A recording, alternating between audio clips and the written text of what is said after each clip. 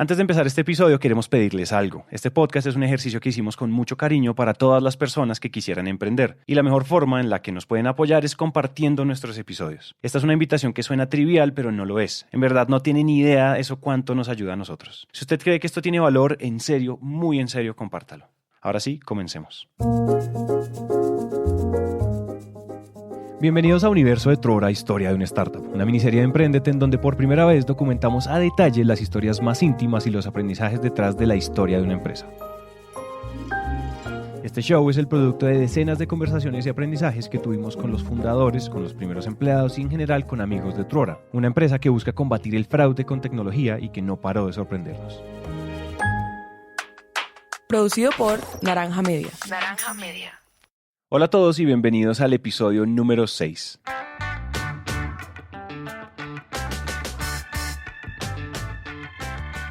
En los episodios anteriores les contamos la historia de los fundadores de Trora y les contamos la historia del test de Uber. Y son 8 países y tenemos 8 ingenieros y tenemos un mes para entregar. Dijimos, vámonos de cabeza a hacer esta otra solución. Les contamos también cómo ese proyecto no salió y por qué eso fue importante para darle al equipo convicción. Ve lo que somos capaces de hacer en un mes. O sea, ve lo que somos capaces. Creo que eso habla mucho del equipo que teníamos en ese momento. En otras palabras, el episodio pasado es la historia de la primera vez que los integrantes de Trora se dieron cuenta que estaban montados en un barco que tenía mucho potencial. Y les contamos también que después del test de Uber, Daniel tomó la decisión de que Trora sí era la próxima empresa a la que había que meterle toda la ficha.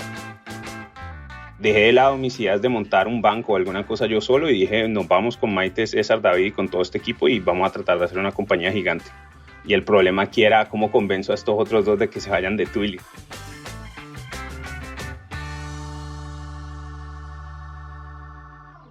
Si esta historia siguiera cronológicamente, aquí sigue la historia de qué fue eso que tuvo que pasar para que César y David renunciaran, pero en realidad este episodio es sobre algo más.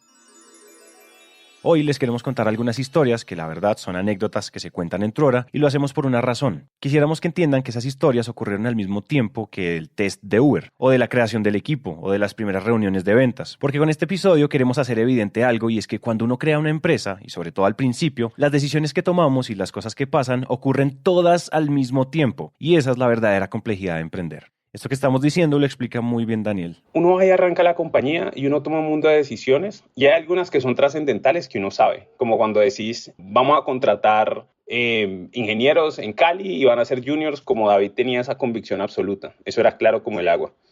Pero después hay otras que uno no tiene ni idea de qué está haciendo, entonces uno al mismo tiempo está como armando como el cohete. Pero el cohete está cayendo y se está soltando y uno como que lo está abrazando. Siempre código bueno, siempre producto bueno, pero la compañía en ese momento estaba en peligro, de pronto no era. Porque es completamente parte de la historia. O sea, vos decís hasta aquí tenemos hasta este momento. Tenemos convicción en el equipo que hemos formado de juniors. Tenemos unos fundadores que no se conocen pero que han trabajado bien hasta ahora, ¿sí o no? Y hemos tenido la suerte del paro.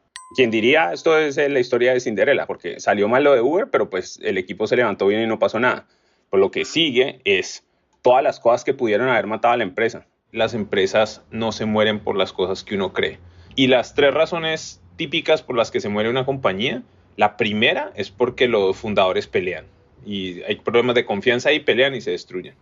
La segunda es que se rinden, o sea, como que se aburren de lo que están haciendo y se ponen a hacer otra cosa o les cuesta mucho y dicen no hago más esto. Y la tercera es que se quedan sin plata. Y nosotros en los primeros 6 meses de Trora pasamos por todas esas. En este episodio les vamos a contar esas historias y aunque suenen aisladas, recuerden que no lo son. A la primera historia le vamos a llamar la historia de la cama. Y para contarla bien, les proponemos empezar exactamente donde empezó el episodio pasado. Justo después de la historia del papelito, cuando estaban reclutando a los primeros ingenieros. De hecho, ya han escuchado algunos, pero comencemos en orden. El primero en llegar fue... Oscar fue el primero. De ahí siguió Hilberto, luego seguí yo, luego... Manuel, que pues él ya no está, y Jaime tampoco está. Camilo, si no estoy mal. Sofía, Camilo, Adrián. Después de mí entraron como en grupitos. Entonces ahí entró Camilo, entró Andrés, entró José Luis, entró Lilia. Creo que es vocal. De ahí siguió Andrés y Lilia y ahí ya entré yo. Ya ahí llegó a la oficina, luego entró Sofía, Adrián. Contratamos 8 pelados, pasó el paro, iban funcionando muy bien, pasó lo de Uber y todo iba muy bien, y nos pasaba una cosa chistosa. Nosotros estábamos seguros y teníamos convicción de que queríamos hacer una empresa chévere, pero el equipo de ingeniería no nos tenía confianza, porque al principio los contratamos como por servicios y después los pasamos a hacer un contrato full time, pero para ellos eso era como, hasta que yo no tenga un contrato que no sea por servicios, yo no soy empleado. Y además habíamos hecho una embarrada. Al principio de la compañía habíamos sacado a 2 personas, o sea, íbamos a contratar 10 y hubo 2 que en las primeras 2 semanas no trabajaron, se desaparecieron, entonces los sacamos. Entonces, claro, nosotros ya estábamos como un poquito asustados pensando que nos podían echar en cualquier momento. Veíamos que nosotros no rendíamos nada, o sea, comparado con lo que puede hacer David o César, era como que no veíamos como que qué estamos aportando ahí. El sentir eso, como que ponía más en duda lo de o sea, en cualquier momento me pueden echar. Ese no era el objetivo, pero pues tenían ese miedo. Entonces éramos tratando de generar confianza con ese equipo y el RFP DUR nos dio eso, pero lo otro que nos lo dio fue la casa. A mí no me gustan las oficinas que se sienten como ir a trabajar. Y esas son la mayoría de oficinas corporativas con sus asientos y sus sillas. Me parece súper aburridas esas oficinas, donde, pues, pucha, en esas oficinas no hay forma de que ocurra la creatividad. Por eso mucha gente dice como las buenas ideas pasan fuera de la oficina. Claro, porque es que en esas oficinas no inspiran absolutamente nada. Yo desde el principio busqué una casa, intentaba eso, como dar un espacio muy chévere donde cada persona se pueda sentir bien. Entonces cogimos una casa en Cali, a mí todo el día me critican porque yo digo eso, pero cogimos una narcocasa, de esas que tiene los leones en el frente, y la pusimos barata en el Ingenio. Y conseguimos esa casa, que es una casa como de, no sé cuántos metros tiene, por ahí unos 400, 500. Y esa casa nos generó una forma de trabajar muy positiva, donde aprenden los unos a los otros, tienen un punto de encuentro y entonces ese se volvió el tercer lugar. Para ellos es el tercer lugar porque ahí es donde se van a parchar. Un lugar de amistad, un lugar donde se hacen asados, un lugar donde se hacen fiestas. Ahí es donde algunos han hecho el grado de la universidad, esa es la casa de ellos. Un cuartel general, como una base muy chévere, donde todo el mundo se puede sentir tranquilo. De hecho, ahí estuvimos nosotros haciendo algunas entrevistas y se siente así, como una casa, y no por la razón estructural de que no es un edificio, sino porque se nota que ellos la sienten propia. Y hay varias cosas que lo demuestran. Como nos contaron, todos cuando entran arman sus propios escritorios y todos tienen llaves desde el día que empiezan a trabajar. Ahí almuerzan todos, juntos, y ahí está Virginia, que cocina increíble, que hace almuerzo para todos y que como una mamá entiende quiénes son vegetarianos, quiénes están a dieta y quiénes no comen ensalada. Esa idea también siempre la había tenido, como tener una casa con cocina y como tener a alguien que cocine allí para el equipo. Como que siempre había tenido eso en mi mente y finalmente lo pude cumplir. Eso es algo muy chévere de Truora también. He podido cumplir muchas de las cosas que siempre había querido. Sin embargo, esa casa también ha traído algunos problemas, porque crear una cultura que cuida a las personas no es necesariamente un conjunto de decisiones que se suman, sino también a veces decisiones y opiniones que se chocan. Esta historia, la historia de la cama, nos la empieza a contar David.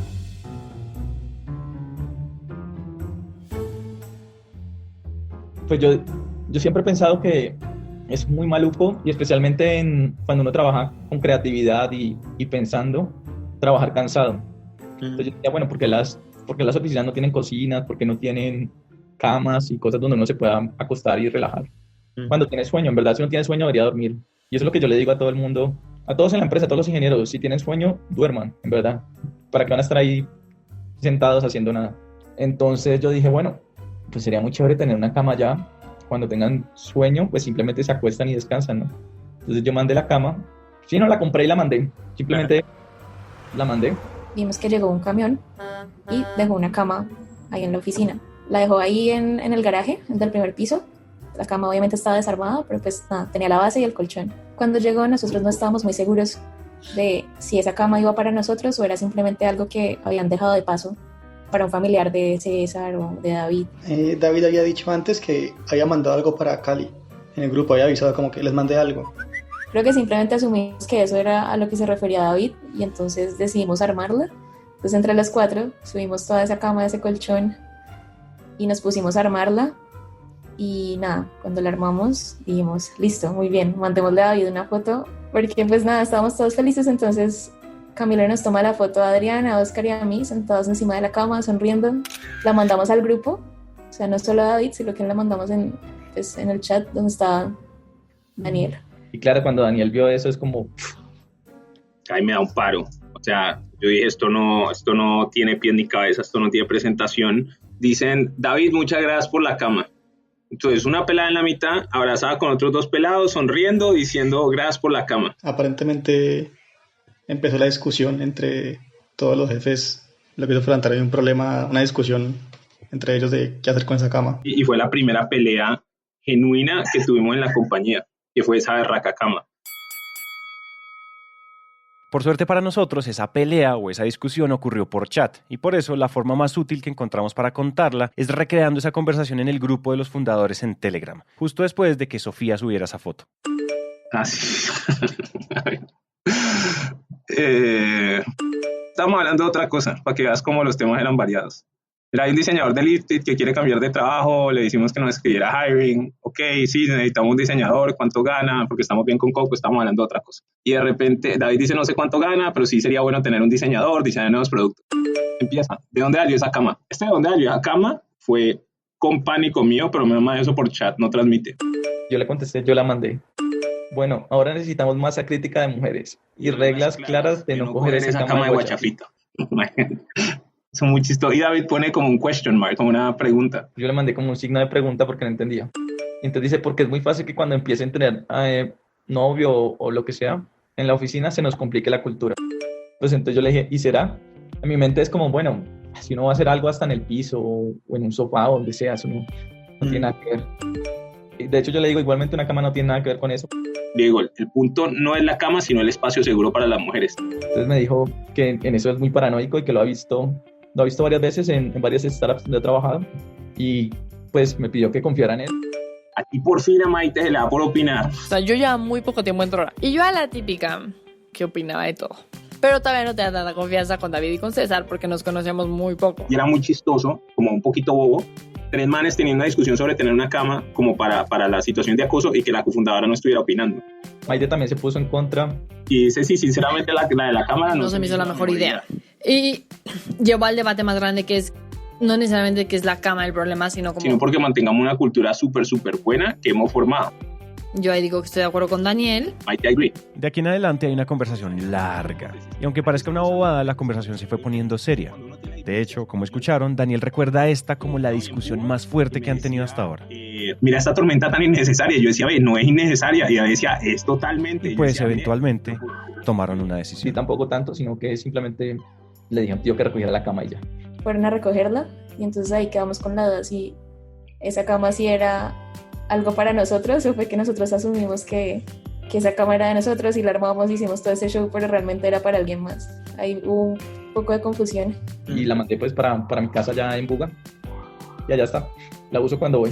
Que tampoco era el outcome que yo quería, porque nosotros somos muy buenos como para respetarnos los espacios y las decisiones y tenemos mucha confianza el uno con el otro y decir, trato de hacer algo bueno y ahora me la están mandando a quitar, pues era muy chistoso. Entonces imagínate, llevamos mucho rato trabajando juntos súper bien, nunca habíamos peleado y aquí estamos teniendo una discusión pesada y era, esto no debe ser así. Sí, yo pensaba, uy, Daniel está loco, eso porque es un problema.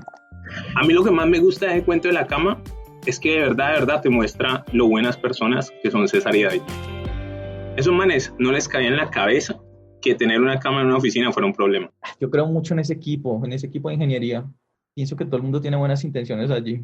No me los imagino haciendo alguna cosa como indebida, algún tipo de estas cosas. Y esas culturas de amigos, como de hombres, como esas culturas tan cerradas de hombres hablando de mujeres y como hablando mal de mujeres como objetos, eso también tratamos de evitarlo en la cultura, entonces no lo veo. Pero quizás yo soy idealista, entonces de pronto soy yo en mi mundo que no lo veo. En este momento ustedes podrían decir que Daniel es simplemente un paranoico, y pues lo es, o que la discusión efectivamente es innecesaria. Sin embargo, para complementar la discusión, necesitamos contarles cuál fue la razón o la historia por la cual César y David terminaron cediendo. Y a mí a veces me cuesta mucho hablar de eso y quiero guardar como la confidencialidad de las personas. Aquí en Silicon Valley, una vez una pelada se me sentó enfrente y me contó de cómo la habían acosado y hasta más. O sea, imagínate lo peor que le puede pasar a alguien en una situación laboral y eso le pasó a ella. Y esto me había pasado debajo de mis narices. Y para mí esa vaina era absurdo. Cuando hablamos, pues cuando esta pelada me contó que le había pasado eso, yo dije, a mí esta vaina nunca me va a pasar en la vida. O sea, esto no me va a pasar más nunca. Yo nunca voy a estar en una empresa y jamás voy a fundar una empresa donde a mí se me tenga que sentar una pelada enfrente a contarme cómo la cosa ni ay puta. Y muchas de las decisiones que yo tomo de negocio, y a veces en contra del negocio, es para asegurarme que esa vaina no pase. Porque yo prefiero no tener compañía que tener una compañía con acosadores. O sea, de ese tamaño te la pongo. Y gracias a Dios, César y David estaban alineados con ese pensamiento. Yo lo llamo un poquito más optimista. En ese tema yo soy ultra cínico. O sea, no, a mí nadie me puede convencer de que eso no pasa en todas las empresas. No sé si eso sea worth talking about, no sé si no, but I stand by it. Y esa es la historia de la cama. Entonces ese es el cuento ese.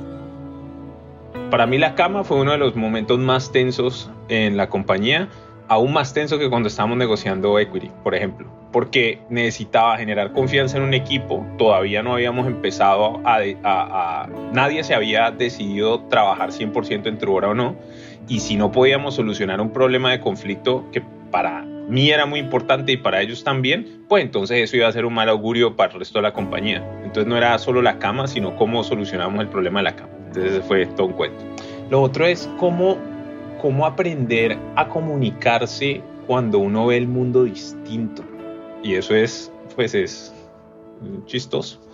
Y eso era súper difícil, porque entonces la reacción de uno es infantil a veces. Uno dice, pues yo quiero hacer esto porque yo quiero hacer esto, pero como todas esas negociaciones se vuelven muy importantes, y aprenderse a comunicar y aprender a decir, ve, para mí esto de la ingeniería es importante y punto. Yo sé que vos ves el mundo distinto, pero para mí es importante. Para Maite, por ejemplo, como la justicia, para Maite es de las cosas más importantes que va a encontrar. Ella necesita que el mundo sea justo. David es idealista, busca hacer un muy buen trabajo, y todas esas son cosas que uno tiene que empezar a negociar, y cuando van mirando la cultura y qué compañía queremos ser, es como que uno pone unas reglas de fondo, pero también tenés que negociarlas de forma. Y cuando uno tiene varios fundadores, eso es tenso. La historia de la cama es una historia interesante y divertida y al mismo tiempo muy tensa. Y fue una conversación difícil, pero nadie dijo que las conversaciones difíciles son malas. Ahora, la otra historia. La otra es cómo manejábamos la plata.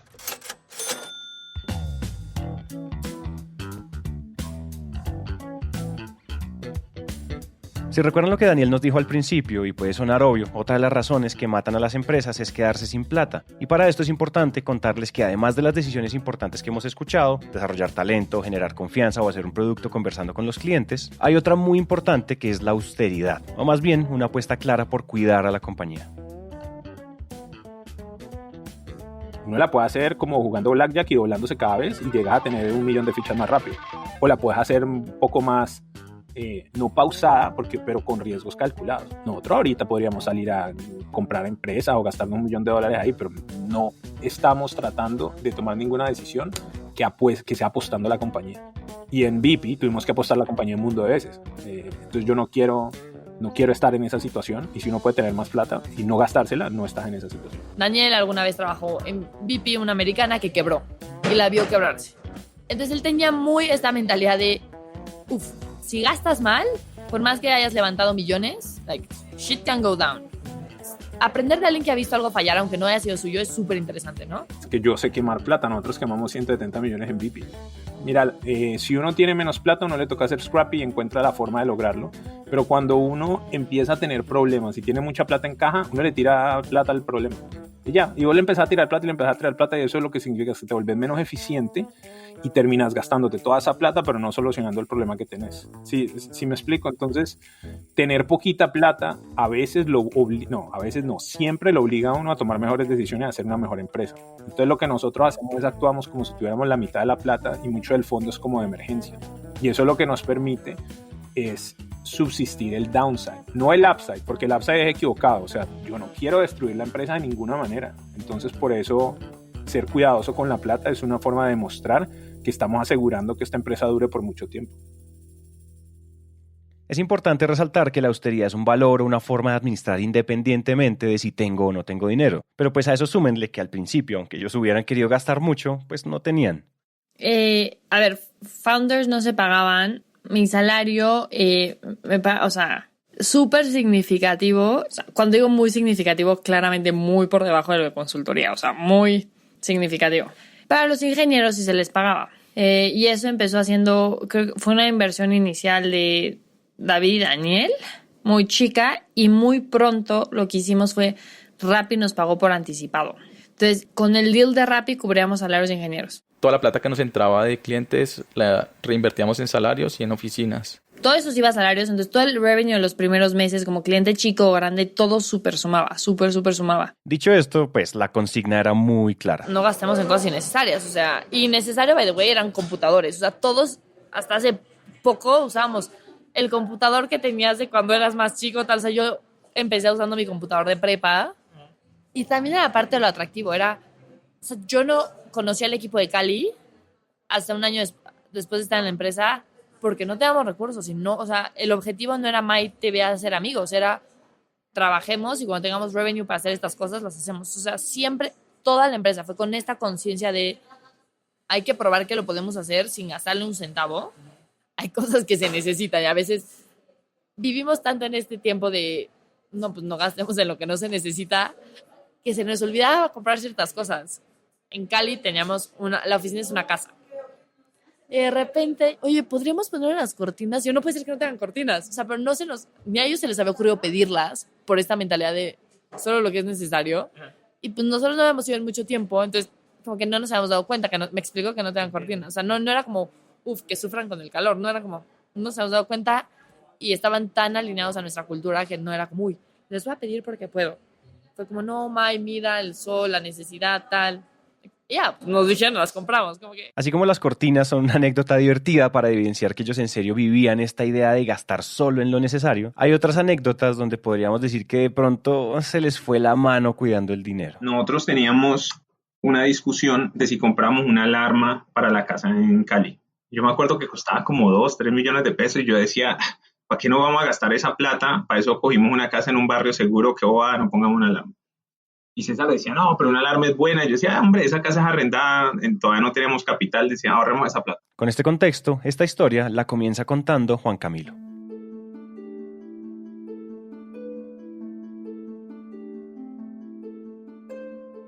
En la oficina. Creo que fue en agosto. Estamos Sofía y yo ya de noche. Como vivíamos ahí cerca, pues nos gustaba quedarnos de trabajar. Nuestros puestos quedan muy cerca de la ventana. Pues ya era de noche y en un momento vimos que... Pues vimos como que por la ventana hay como unas luces y cuando nos asomamos hay varios carros de policía ahí en la cuadra, como al ladito, casi que donde los vecinos. Luego vemos como un policía saca el arma y apunta hacia arriba y empieza a disparar. Empiezan a gritar y empiezan los disparos. Y pues, bueno, ahí empezaron a dispararse entre ellos. Y Camilo y yo corrimos yo, con mi instinto, corrí al baño a esconderme. Yo me quedé un rato en la ventana, no sé muy bien por qué. Es como si no tuviera instinto de supervivencia, o sea, empezaron los disparos y no era solo un disparo, eran gritos y disparos ahí todo el tiempo. Y ya no, pues obviamente yo le gritaba, yo estaba muy asustada y le gritaba a Camilo que se escondiera porque pues estaba en la ventana y se estaban disparando ahí al frente de la casa prácticamente. Él como que me vio muy azarada, entonces también se va a esconder. Estábamos en el baño, nos encerramos, apagamos las luces y en un momento escuchamos como si estuvieran adentro de la oficina. O sea, al principio lo que yo escuchaba era gente caminando en la parte de, como si estuvieran en la cocina. Sí, se escuchaban muy cerca los pasos. Y luego empezamos a escuchar unos ruidos muy fuertes de golpes, como si estuvieran intentando abrir una puerta, pero, o sea, estábamos totalmente ciegos. Y luego sí pasa que, pues nada, un rato después ya dejan de sonar los disparos y sí, tocan a la puerta y la policía grita que es la policía. Entonces ahí Camilo y yo salimos. Y bueno, pues ahí ya nosotros salimos de la oficina, llegaron los papás de Sofía. Y ahí tomé una foto de la cuadra que estaba llena de carros de policías y la mandé al grupo. Y ellos mandaron una foto de un carro de policía de frente y se ve como ese glare, esa luz azul en toda la foto y dice, Sofía, hay unos ladrones en la cuadra, está la policía. Dijo, Camilo y yo nos encerramos en el baño porque empezaron a disparar y nosotros no, ¿cómo así? Me llega un chat a las 10 de la noche, otra vez Sofía y Camilo trasnochando. Y todo el mundo entramos en pánico. A las 9:12... lo último que dijeron es, estamos en la esquina esperando que revisen la casa por el techo. Y volvieron a hablar a las 9:40. Era uno chateando como, ¿y cómo están? ¿Están bien? No sé qué. Y silencio. Y estar ahí esperando como una noticia por un chat de ver qué sucede, era la vaina más estresante que te puedas imaginar. El pánico que teníamos nosotros en ese momento era de no creer. No caí en cuenta de que, pues no expliqué más qué había pasado y el chat del trabajo estalló con la gente sin saber qué había pasado. Pues la idea era contar toda la historia, pero llegó mi papá, que pues antes vivíamos por ahí muy cerca, entonces obviamente él estaba pendiente, él sabía que estaba yo ahí en medio de la acera. Entonces, pues justo llegó ahí y Camilo y yo estuvimos hablando con él. Entonces no le pusimos atención al chat. Imagínate uno recibiendo esos chats y viendo esa pantalla ahí. ¿Qué hacemos? Ups. Tú imagínate el sentido de culpa de ahorrarse cualquier 3 millones de pesos para no poner una alarma, aunque en ese momento eso era un mundo de plata, y ahora tener en riesgo al equipo. Eso no nos volvió a pasar nunca. De ahí empezamos a hacer salud, pusimos las alarmas, eso mejor dicho, somos más cuidadosos que un berraco, pero eso nos podía haber acabado la compañía. Uno monta la compañía y uno tiene un poco de decisiones y a veces las que crees que te van a costar mucho no te valen nada y hay otras que son una bobada y te cuestan sobremanera, como por ejemplo, nosotros decidimos, hombre, pongamos salud. Sí, la gente debería tener salud, la salud es importante, lo hicimos como con calma y afiliamos primero a la mitad y a los 2 días que habíamos afiliado a Oscar le rompieron la nariz, lo volvieron mierda y menos mal estaba afiliado a la prepagada, pero nuestra decisión de tengamos salud era trivial, ¿sí me entendés? Todos 18 años, 20 años, nadie va a morir, todos nos sentíamos como dueños del mundo, brutos. Pero esas son las cosas cuando uno está como manejando un negocio, que uno cree que todas las restricciones o todos los problemas son como de clientes y inversionistas y no sé qué. No, también te toca lidiar con los ladrones metidos, te toca lidiar con que se metieron a robar un computador, con que alguien no aparece, Oscar no aparecía, 2 días sin aparecer, y nosotros, bueno, ¿este man dónde está? Y nos manda una foto de jañatas y uno es como, ay, Dios mío. Esto que menciona Daniel suena exagerado, pero ese es exactamente el punto de este episodio. Y es que cuando emprendemos todo el tiempo estamos tomando decisiones y las únicas decisiones determinantes no son las estratégicas, pueden ser todas. Las empresas no solo mueren cuando quiebran, mueren también cuando las personas no se ponen de acuerdo, cuando no tienen confianza o cuando alguna cosa grave que podría salir mal, sale mal. Hicimos este episodio porque queríamos dejar esto claro, porque queríamos evidenciar que, por ejemplo, la cultura es un tema largo y sobre todo no tan obvio como parece. Y además porque queríamos evidenciar que siempre es tarde para sacar a la superficie temas incómodos. Habiendo dicho esto, entonces, en el próximo episodio seguimos adelante y les contamos qué es eso que tuvo que pasar para que David y César por fin renunciaran a Twilio.